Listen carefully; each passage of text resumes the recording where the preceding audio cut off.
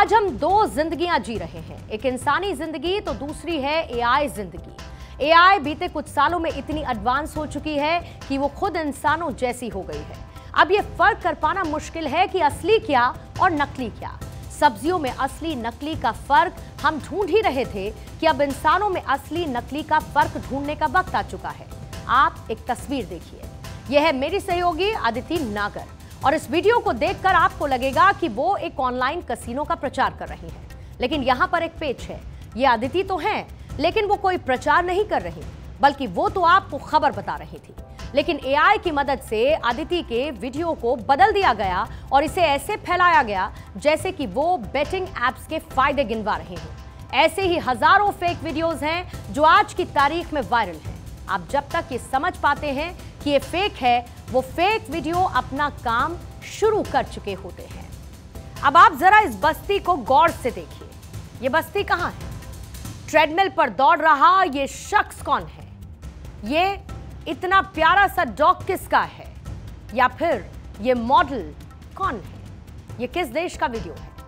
इन सभी का जवाब है कि ये कोई भी तस्वीर असली है ही नहीं। ये सब आर्टिफिशियल इंटेलिजेंस की मदद से बनाया गया। मतलब ये एक पूरी तरह से अलग दुनिया है। इसे ताकत, शक्ति या भगवान ने नहीं बनाया। ये सब एक कीबोर्ड से कुछ प्रॉम्प्ट देकर बनाए गए। आप चाहें तो मैं जो अभी आपके सामने टीवी पर लाइव हूं, आप मुझे अभी एआई की मदद से न्यूयॉर्क के टाइम्स स्क्वायर में घूमते हुए वहां पर एक वीडियो बना सकते हैं। आप चाहें तो मेरी यूएस के व्हाइट हाउस में भाषण देते हुए वीडियो बना सकते हैं। मतलब समझ रहे हैं ना आप, ये कितना खतरनाक है। वर्ल्ड इकोनॉमिक फोरम ने ग्लोबल रिस्क रिपोर्ट फॉर 2024 को जारी किया और इसमें आने वाले दशक में उन खतरों को गिनवाया गया जिसका सामना दुनिया भर के देश करने वाले हैं। और खतरों की इस लिस्ट में सबसे ऊपर फर्जी या फिर टैम्पर्ड इंफॉर्मेशन का जिक्र है। ये बात बहुत कैजुअल सी लग सकती है, लेकिन जो कैजुअल नहीं है वो ये है कि फर्जी या टैम्पर्ड सूचनाओं और गलत सूचनाओं से सबसे ज्यादा खतरा दुनिया में भारत को बताया जा रहा है। अब आप एक वास्ट पिक्चर देखिए और इसे आप ऐसे समझिए कि भारत के करीब 97 करोड़ मतदाताओं के बीच में मौजूद 82 करोड़ इंटरनेट यूजर्स और इनके बीच व्हाट्सएप जैसे मैसेंजर के 40 करोड़ ग्राहक, सोशल मीडिया पर मौजूद 47 प्लस करोड़ लोग और इनके बीच डीप फेक टेक्नोलॉजी। और शायद इसीलिए इस बार होने जा रहे लोकसभा चुनाव के सामने मौजूद चुनौतियों में चीफ इलेक्शन कमिश्नर ने भी फेक न्यूज और डीप फेक को काउंट करवाया। क्या सच है और क्या झूठ है, इसका फर्क अगर देश की आधी आबादी को भी आर्टिफिशियल इंटेलिजेंस आधारित तकनीकों के प्रयोग से भुलवाया जा सका तो संसदीय लोकतंत्र केवल कागज तक सीमित रह जाएगा। केवल 2 महीने पहले की बात है जब बरसों पहले गुजर चुके दक्षिण के एक बड़े राजनेता करुणानिधि अचानक से डीप फेक से जिंदा हो गए। जनवरी में तमिलनाडु में सत्तारूढ़ द्रमुक की एक शाखा ने एक सम्मेलन आयोजित किया और उसका एक वीडियो जारी हुआ। उसमें एम करुणानिधि मौजूद थे। अपने ट्रेडमार्क काले चश्मे, सफेद शर्ट और पीले रंग की शॉल ओढ़कर वो अपने बेटे और तमिलनाडु के मुख्यमंत्री एम के स्टालिन के नेतृत्व में राज्य के मौजूदा नेतृत्व की प्रशंसा कर रहे थे। जिसे नहीं पता कि करुणानिधि गुजर चुके हैं वो इसे सही मान लेता। जिन्हें पता है उनके ऊपर भी इस वीडियो का भावनात्मक प्रभाव हुआ है और इस तरीके से डीप फेक अपना काम कर जाता है। इस तरह के वीडियो से मतदाताओं को आसानी से बरगलाया जा सकता है और चुनाव को प्रभावित किया जा सकता है। ऐसे फर्जी वीडियो या फिर डीप फेक का चलन पिछले कुछ सालों के दौरान बहुत ज्यादा बढ़ा।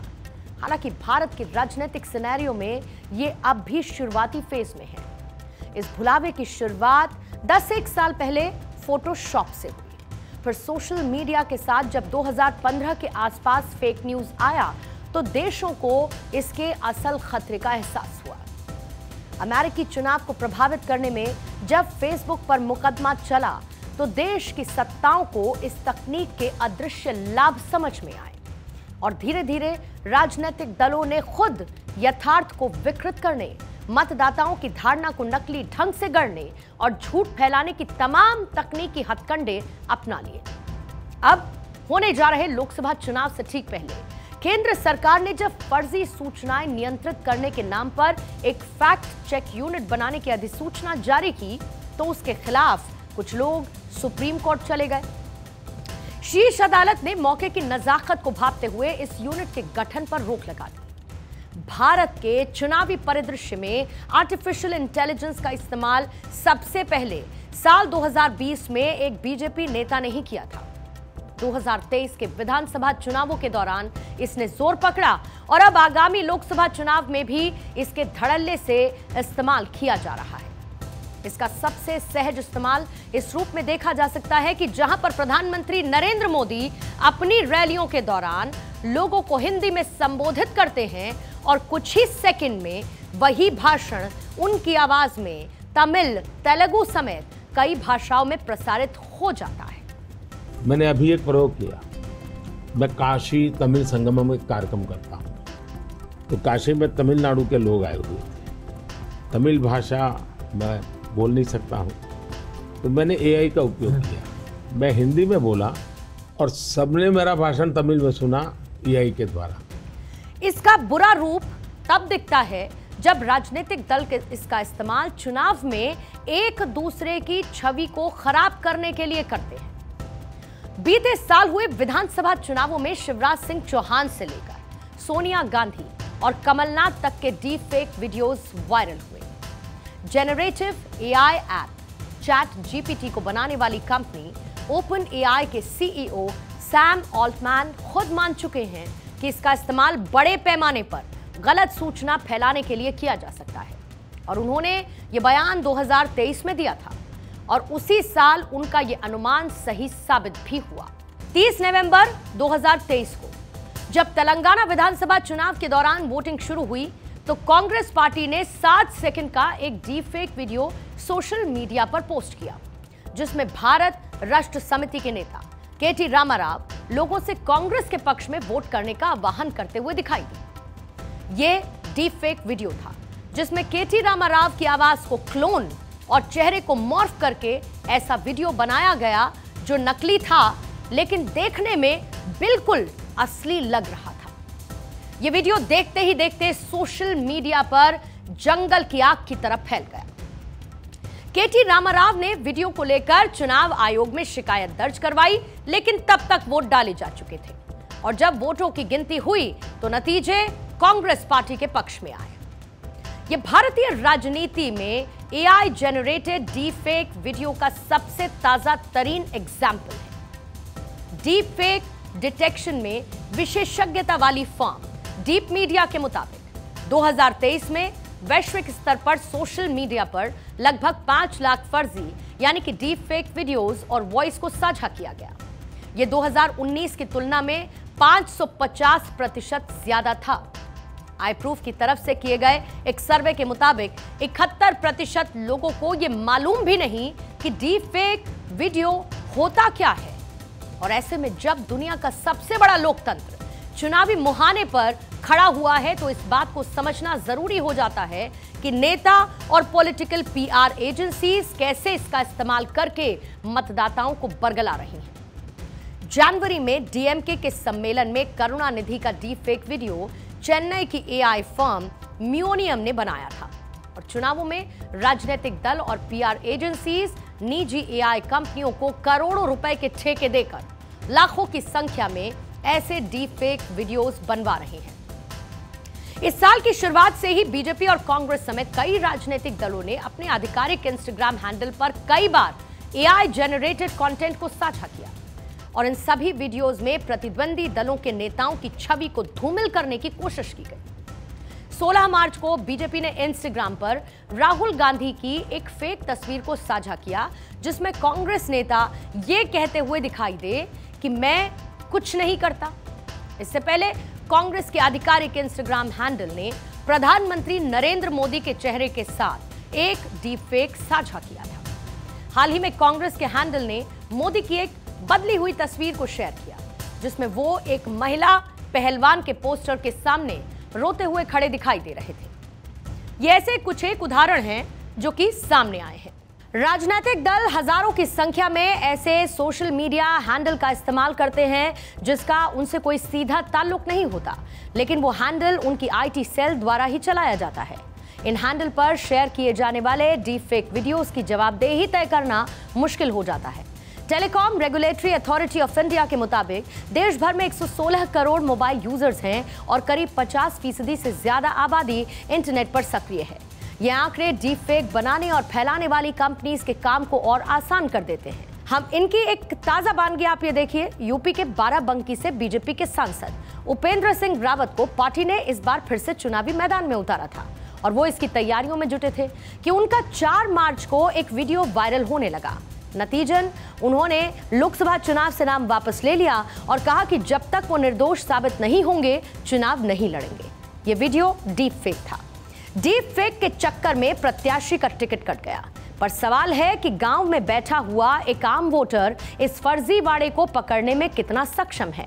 वो तो व्हाट्सएप पर घूम रहे वीडियो को देखकर तत्काल अपनी धारणा बना लेगा।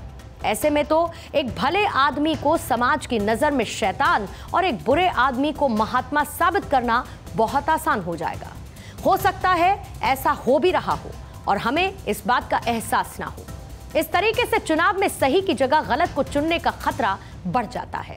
खतरे और भी बढ़ते जा रहे हैं। फर्जी खबरों की पहचान करना अब बहुत मुश्किल है। पहले यह आसान था क्योंकि आप बॉडी पोस्चर, आई ब्लिंकिंग और लिप सिंकिंग को देखकर यह अंदाजा लगा सकते थे कि कौन सा वीडियो डीप फेक है। लेकिन अनफॉर्चुनेटली जैसे जैसे तकनीक आगे बढ़ रही है, डीप फेक और बेहतर होता जा रहा है। अब एआई अपने चेहरे के अलावा आपके शरीर का वजन, स्किन टोन सब कुछ पढ़कर तस्वीर तैयार करता है और इसे पहचानना काफी कठिन हो गया है। आने वाले समय में आप कुछ सॉफ्टवेयर पर शब्द लिखेंगे और चुटकियों में पूरी डॉक्यूमेंट्री बनकर तैयार हो जाएगी।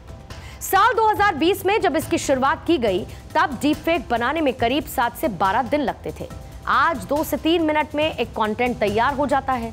उस समय वो 60,000 फोटो का डेटा लेकर डीप फेक बनाते थे, लेकिन आज एक फोटो ही काफी है। एआई जनरेटेड डीप फेक की चिंताओं से भारत सरकार, निर्वाचन आयोग और न्यायालय भी वाकिफ है।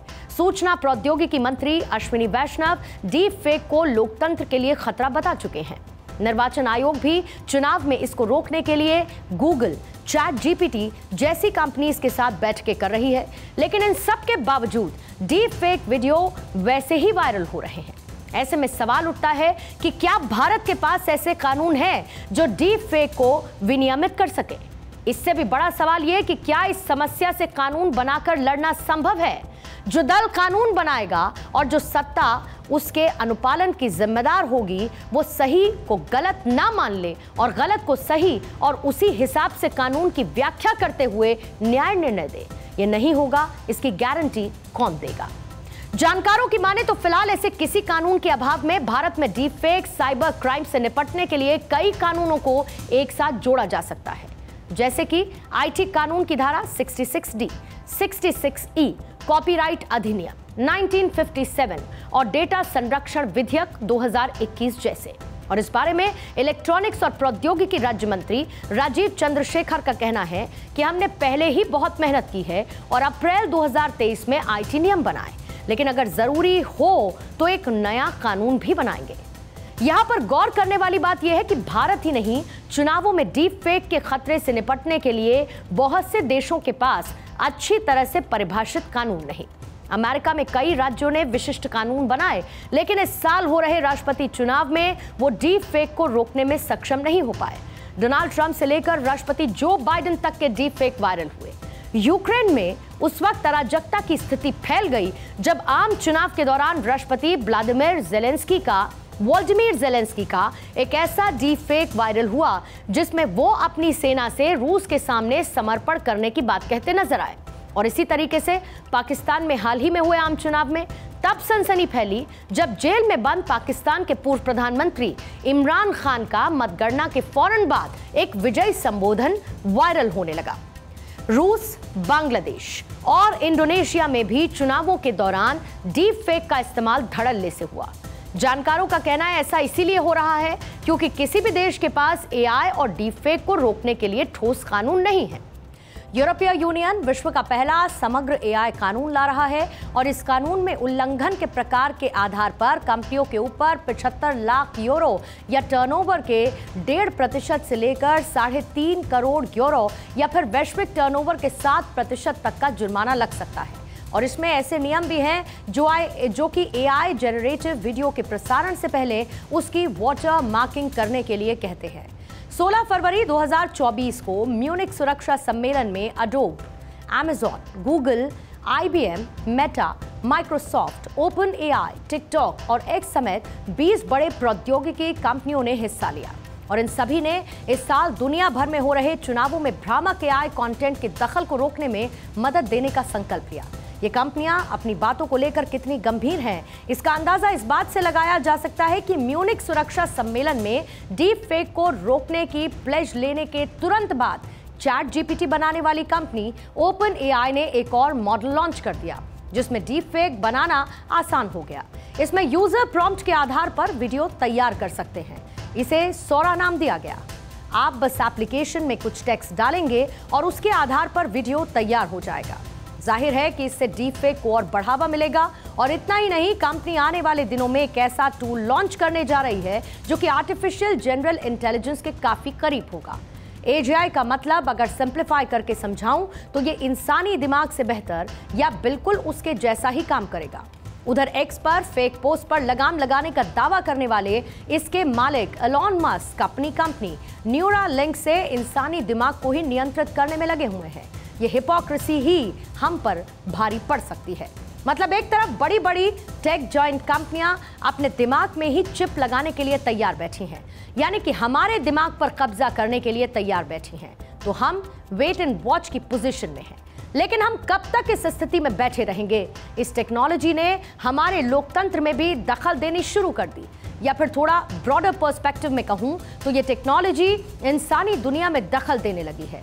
अब इससे ज्यादा हम कुछ नहीं कहना चाहते हैं।